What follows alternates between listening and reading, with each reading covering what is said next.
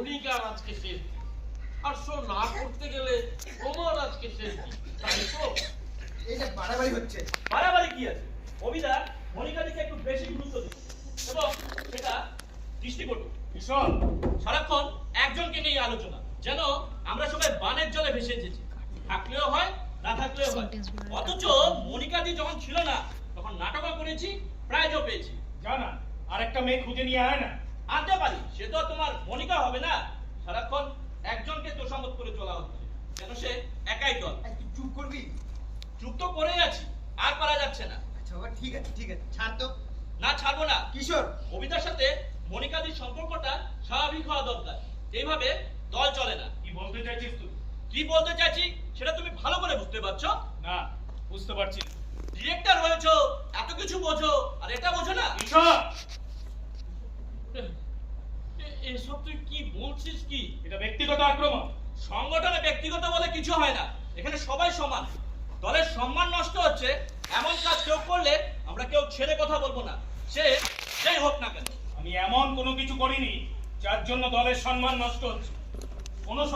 কোনো সময় নাটকের বাইরে দেখেছি চর্চাকে? আরে বাবা, ওর ভেতর থেকে যতটা সম্ভব বার করে আনাটা আমার দায়িত্ব।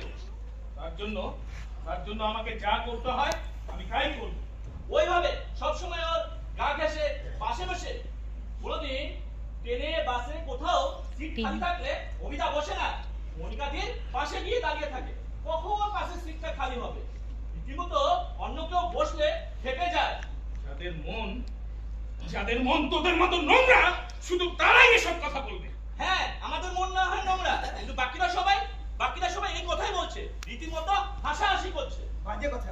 শুধু তুই বলছিস এসব কথা। শুধু আমি কেন, মনিকাদিও বলেছে। যখন তখন গায়ে হাত দেয়, মুখের সামনে মুখ এনে কথা বলে, বড় বলে সম্মান করে, তাই কিছু বলে উঠতে পারে না। হোয়াট? মনিকা মনিকা বলেছে এ কথা? ইয়েস। প্লিজ অনেক হয়েছে। প্লিজ তোরা চুপ কর।